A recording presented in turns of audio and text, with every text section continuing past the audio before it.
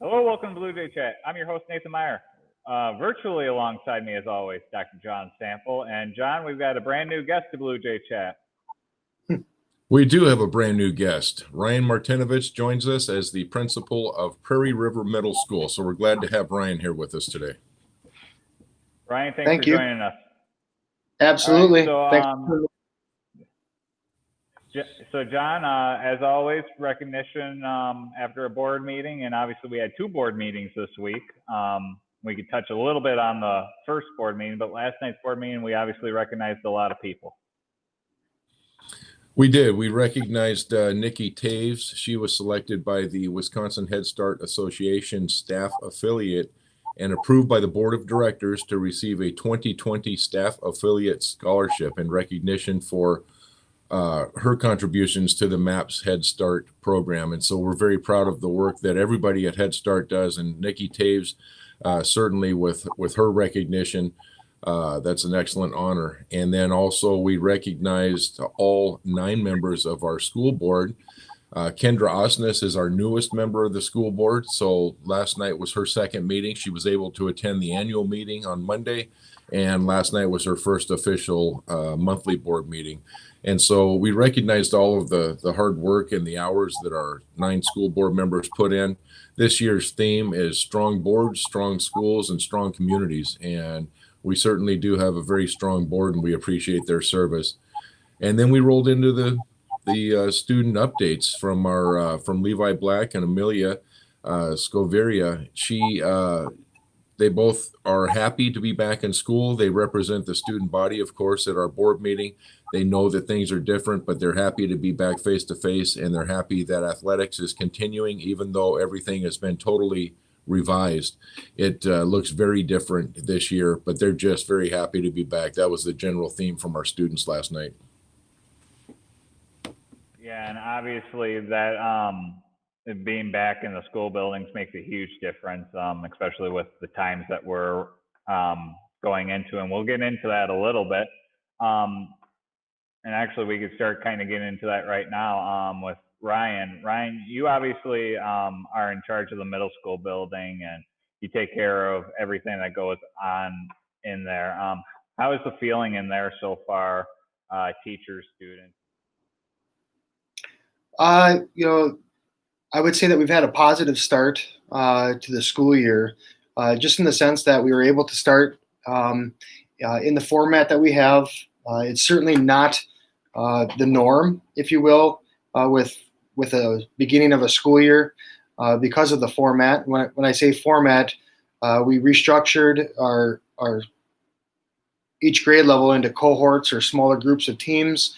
The students aren't moving around our building from class to class. They do stay in one location, obviously to minimize. And I want people to know that it's one of the reasons why we've been able to stay in person, if you will, because when we do have an incident like we have here in the past week, we've had 3 positive situations that we've had to deal with COVID.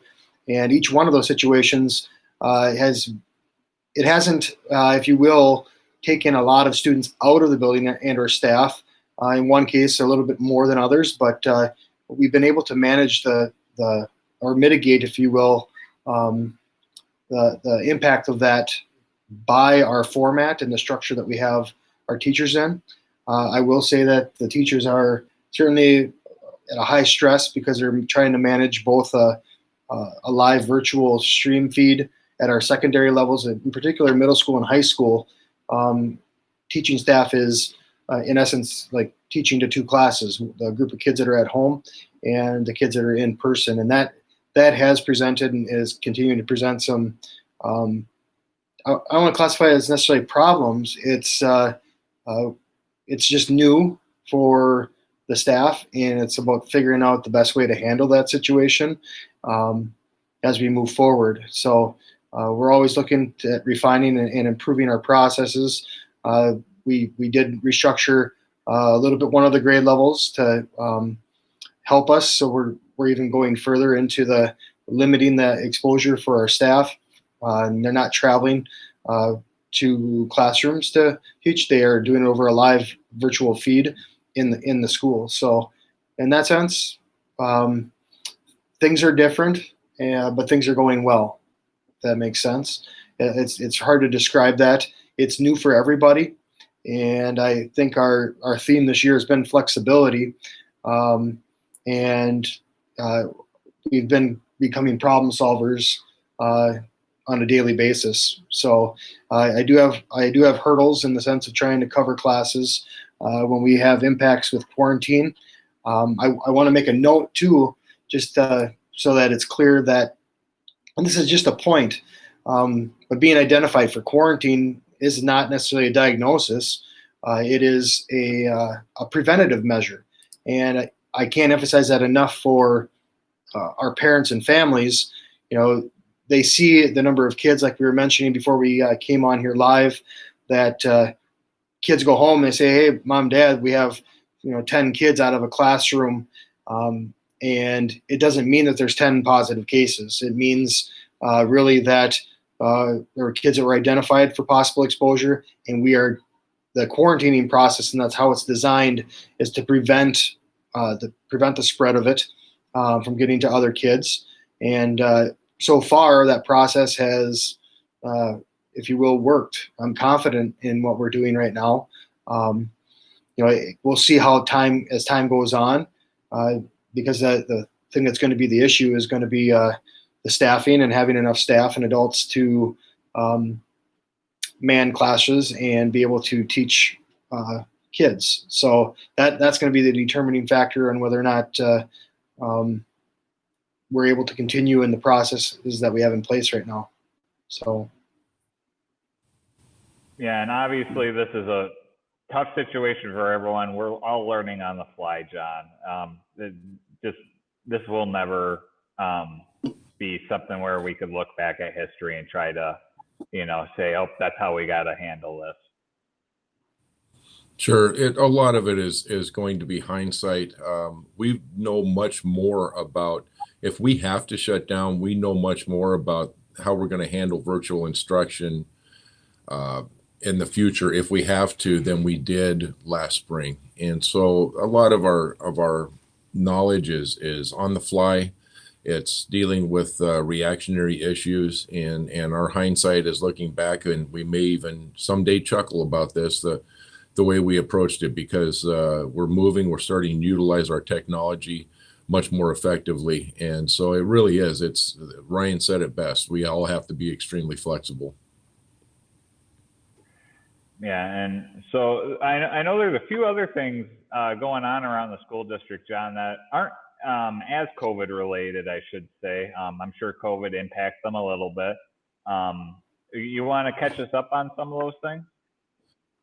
Sure. Glenda Ojenski reported last night on the professional development. We have a new calendar this year, and we were able to front load 10 professional development days for our staff before students even set foot in our buildings. And so that was one of the updates from then. And then, of course, Eddie then with the human resources side of things, a lot of new hires this year. And so we were scrambling to make sure that everybody was in place under this new normal. And then Karen, of course, updated with her pupil services role and her contact with Lincoln County Health Department about the different COVID procedures. And so COVID really provides the umbrella, and then we still operate with business as close to usual as possible, keeping in mind that safety is our number one priority, and we have to change the way we do business. And from there, really everything last night was kind of an annual update, annual motions. We had a lot of motions from the Pine River School for Young Learners with their Head Start and their policies and things for 4K. And then one of the big updates last night too was during our recent shutdown in the spring, while it was extremely stressful for students and parents and staff alike, some of our budgets were actually able to save money. We weren't paying substitute teachers. We were not paying any overtime hours, those types of things. And so Karen Baker did have some leftover flow through budget monies. And so that's going to go for 5.5 full-time special education aides to be divided among the elementary schools. And that's for added supervision with our students and to make sure that we have quality instruction. And those are one-time positions only.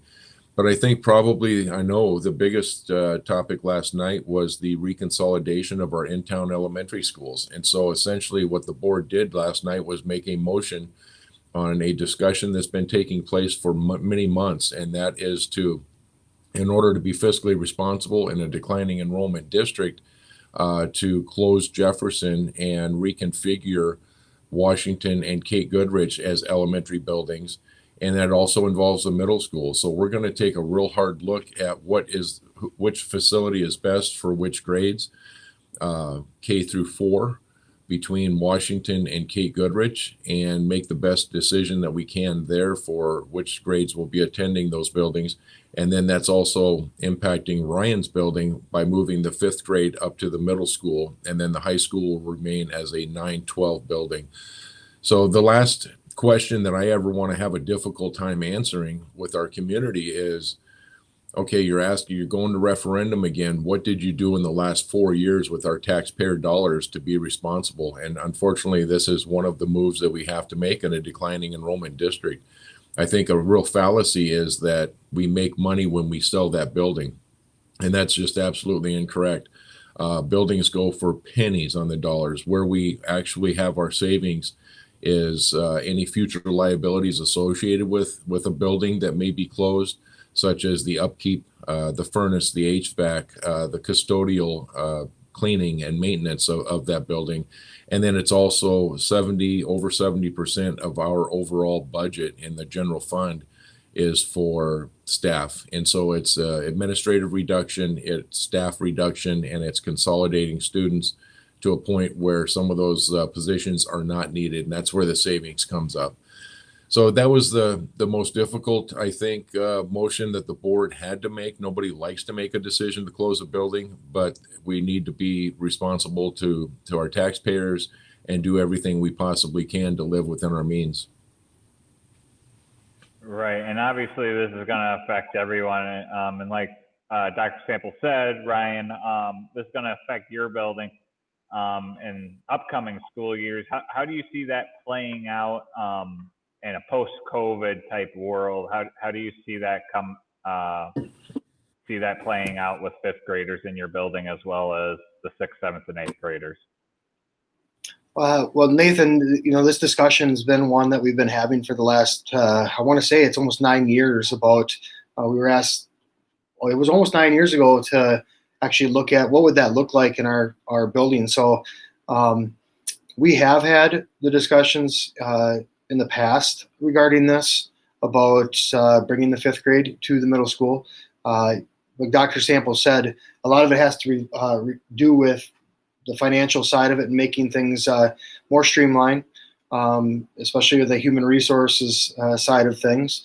The other piece of this, just in consolidating, we look at our neighbors. Our Mosinee, Medford, their buildings are 5'8". I know in the past when we've had the discussions with the community about concerns with 5th grade coming to, if you will, a middle school, there's a big difference between a 5th grader and an 8th grader. I certainly understand that, but the thing I can reassure our community with is we do have plans, and our building, how we function our day, our 6th graders really have minimal contact during our school day with 7th and 8th graders. So in essence, we're going to be running next year likely with a 5th, 6th grade group and a 7th, 8th grade group. So it's really almost two schools within a school. And we know we can make it work. Dale Bergman, Building and Grounds, we've been chatting about what we can do with improvements on the playground, if you will, and looking at our area around Prairie River, just to add some different options for our kids at that 5th grade and even 6th grade level to improve some options for them outside, because they still obviously are going to need that time to be outside and play and all that good jazz. But the process, Nathan, has been in the works for quite some time. Our staff is not going to be surprised by it because we've been talking about it and prepping that's certainly a possibility. So I think it's one it's going to be a positive in the end. I know it's a shocker because it's change, but even in that change, we are going to. The focus is on being financially responsible to our community, and the school board. Just going back to the retreats and stuff that we've had with the board, and coming up with all the different options and those possibilities of quantifying how much money and how much stuff we could save with possible reconfigurations. There's certainly some, the exact numbers we know that we can do and save money in certain locations. But it's going to overall, I think, be a positive for us and our community. Shock of just Yeah, the something that's change obviously- itself. It's going to be, there's some positives here. There's no longer going to be a question of which building is my child going to go to. It depends on their grade. I'm a product, and many states do have K-8 schools. Many states that's a common practice, and so I'm a product of a K-8 school, and I think some people would think, oh my gosh, we've got kindergartners with 8th graders. We only saw the kindergartners when we would go down to help them read, or the 1st graders or 2nd graders, but our playgrounds were separate. We had different lunch times. We want to group kids with their peers for developmental purposes, those types of things, and social purposes. So, Tomahawk School District is a good example. Our friendly neighbors to the north, they've got a K-12 all under one roof, but they do divide those kids out, and they do have barriers.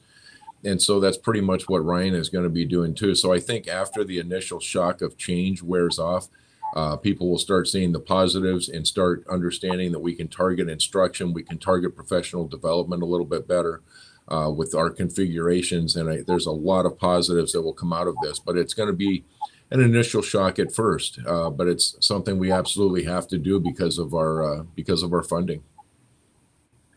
Right, and obviously, when we talk about Tomahawk and a school that you went to, John, down there in Arizona, it's obviously different from what we've had for as long as I can remember here at Merrill. But it's still a very positive outlook on what can happen, and it is good to know that these discussions aren't coming out of the blue, that they've been around for even longer than what the referendum's been, because we know that we're in a declining enrollment. So as long as the community is aware that this is what's going on, I feel like we're being absolutely responsible at this point in time. So I appreciate that, guys. John, so just looking at it, I think we're kind of getting up there in our time. I know you always like asking a question of your guests. So here's your time. If you have any questions for either myself or Ryan. I do have a question for Ryan, and of course we are all undergoing stress, and we all handle stress differently. So Ryan, just bear with me. We're not face to face. We're in virtual land, so you have to trust me on this one. But I have some secret powers that I'm sure you're not even aware of. So what I need for you to do right now is just trust me and close your eyes. First of all, you've got to close your eyes, and I want you to take yourself to a place that is not a stressful school building. I want you to picture yourself, whether it be this weekend or next weekend, where you would rather be if you can't be doing your passion and working with students. And then I'm going to feel the vibe coming through these technological waves, and I'm actually going to be able to read your mind. So really focus on that place, keep your eyes closed, and I guarantee you I can read your mind. So if you want to, okay, you can open your eyes now. Am I successful? No, you're very successful. That is exactly where I would be. That is exactly what's going through my mind, is being at a tree stand, watching nature. I can do it all day, and people ask me how I can sit from first start of light all the way to dark. I can do it, and I can do it well. So as long as you take an empty bottle up the tree with you. Right. So Well, and that's the thing too. Yeah. One of the things that our weekly bulletin focuses on, and this the one that's coming out tomorrow is no exception. We all need to understand that we need to not only take care of each other, but it really comes down to taking care of ourselves. I was fortunate enough to get away even for a half a day this past Sunday, and I sat in my tree stand. I don't see deer, not like Ryan does, a lot of times, but it was nice just to sit. And it's not just sitting and napping, it's sitting and reflecting and breathing deep and taking in the beauty. And so everybody has the thing that they do to regroup and to make themselves well again. And so whether it's sitting in a tree stand or going for a walk or spending time with friends and family, and really unplugging from the technology that we rely on so much, but we just need to sometimes disconnect and make it a regular practice. And so that's what we're focusing on too, especially in light of the stress and the anxiety and the wondering about the future. So I think even our time right now is to focus on each moment and not take anything for granted. I think we're all very happy to be back, not sitting in our own virtual areas and providing instruction. So it really is about wellness and doing what it is. And I'm sure I impressed you, Ryan, with my mind reading abilities, but I know you pretty well too.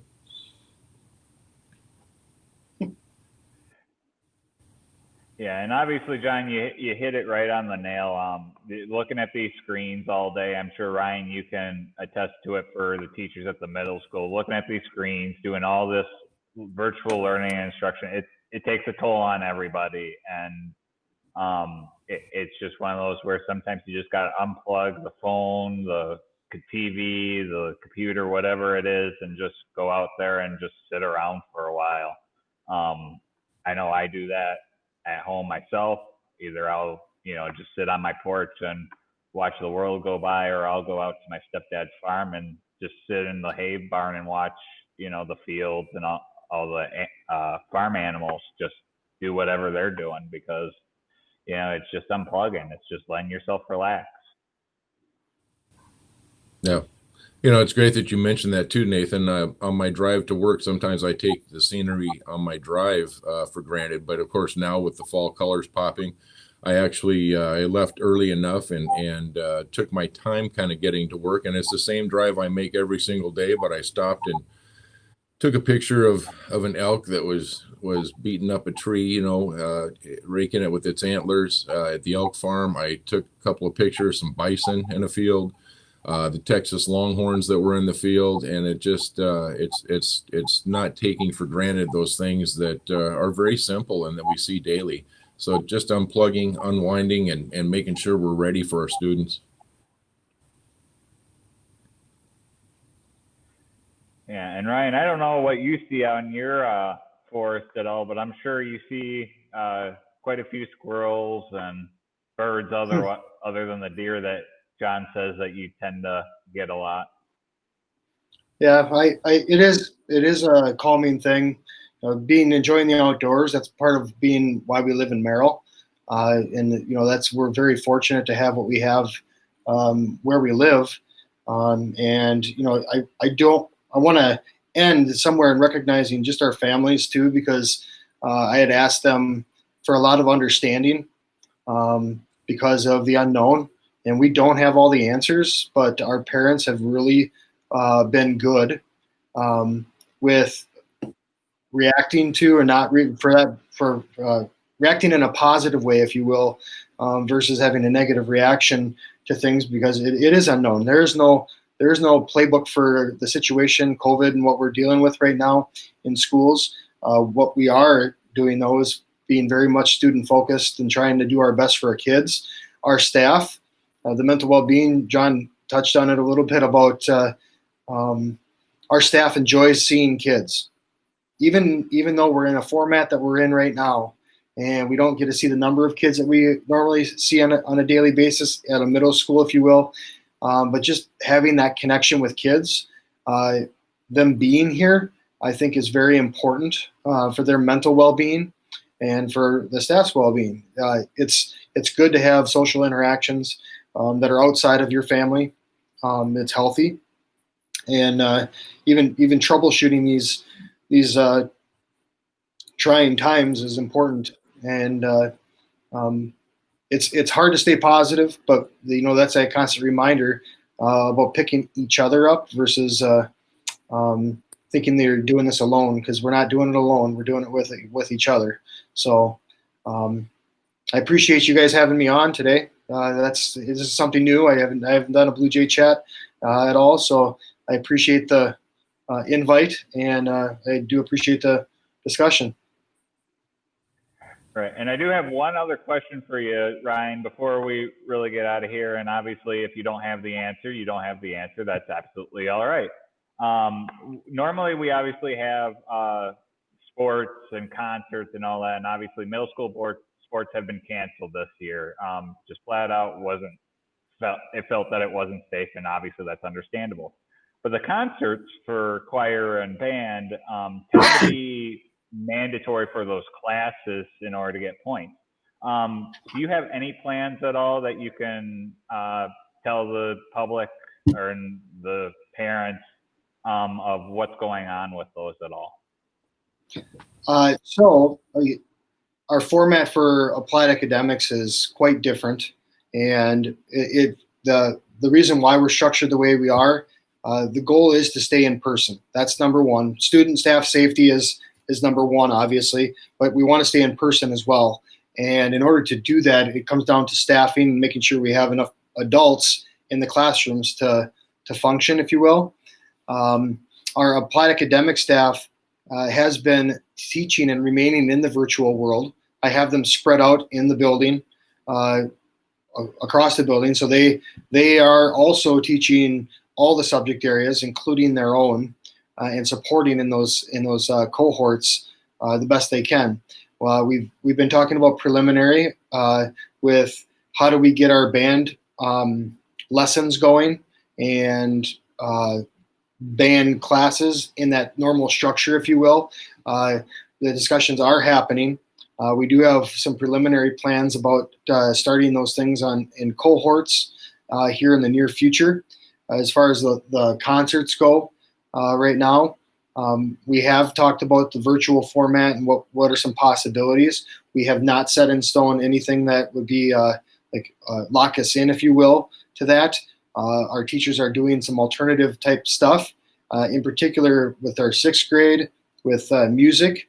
It was unfortunate the timing of when this all went down in the spring, March, that we normally have our band teachers music go out to our elementaries and expose our kids to what does it mean to be in band, and those things didn't happen. So this fall we had created a plan to start the school year in a more of a general music type format, to teach our kids what does this mean if we're going to pick instruments, or if I'm going to be in band or choir, and what are those options. So our 6th grade in particular, we've been trying to figure out and decipher, expose them to what that means, and teach them about the instruments and about both of them, and then getting into giving kids the opportunity to choose then which direction they're going to go, and then we're going to work out and try to continue to improve our format. Many people will talk about we're different than high school, and because I keep getting that question with what's the difference between middle school, high school. Well, the difference is high school kids tend to be way more independent. They're more mobile. Over half of them typically have their driver's license, which affords them some more flexibility, if you will, with all kinds of things, social distancing and whatnot. The athletics and all of that discussion, we go back to our main goal, staff and student safety, and wanting to make sure that we're here and in person, and not having the after school activities and intramurals and athletics going on gives us a better chance, if you will, because those events we can isolate right now. We have with the positives that we've had, we're able to mitigate the impact that they have based on our structure. And I don't want to. It's always the academic side of this is the priority, and it is hard because I've been a coach for a long time. The importance of our kids getting those activities and getting that started, I think, is vital, again, to the mental well-being and all that, and understanding social emotional wellness of our kids. That is all on all of our minds. And we're not going into this thinking that this is done for the entire school year. We're going into this thinking we have to adjust and adapt to what's happening with the situations that we're dealt with. So we've had these positive cases, and the impact that it has had right now is that it has taken some of the staff out of the building and some of our students out of the building. And that, in essence, puts pressure on the teachers, our applied academic, our PE, music. They're stepping right into the roles of substitute teachers. And doing a plug for, we don't have a lot of subs, and I've communicated that to our community. We have thrown out, and I've put out there too, like any parent's family that has the ability to possibly sub, which would mean that you'd need to have a 4-year degree and go through the licensing portion of that. We're always looking for adding substitutes and adding qualified people to keep us in person. But that's, again, very difficult when your substitute pool is the majority of it is in that high risk category, and they're in their retirement age group. There's a lot of different factors that impact the decisions and what we have going on. So, circling back to what you're asking me, Nathan, about the intramural sports, that was a lot of pain writing that fall letter with limiting what we can and cannot do. Even here at school, we're trying to come up with ways. We had started the preliminary talk about trying to do something intramural here, but even that intramural, it came down to going across our cohorts and really jeopardizing our structure at school and taking out more kids, if we will, if you have any kind of positive COVID case. So, it's tough. Nobody wants to make obviously those decisions, but again, it's student, staff, safety, and I want people to know that I'm thinking of the safety of our families, because you can look at whatever news thing there is out there. The kids, the impact isn't obviously as high on the kids, but what I would hate to see is our kids bringing it home to their families, their grandparents, people with that are susceptible to anything, and that's the part that I would say is the more concerning. And I think everybody understands that schools, how we're structured, everybody's together, and we've got to do our jobs. And I'm preaching to our kids each and every day about how we mitigate this in general is keeping our space between each other. Our hygiene matters, and doing their part.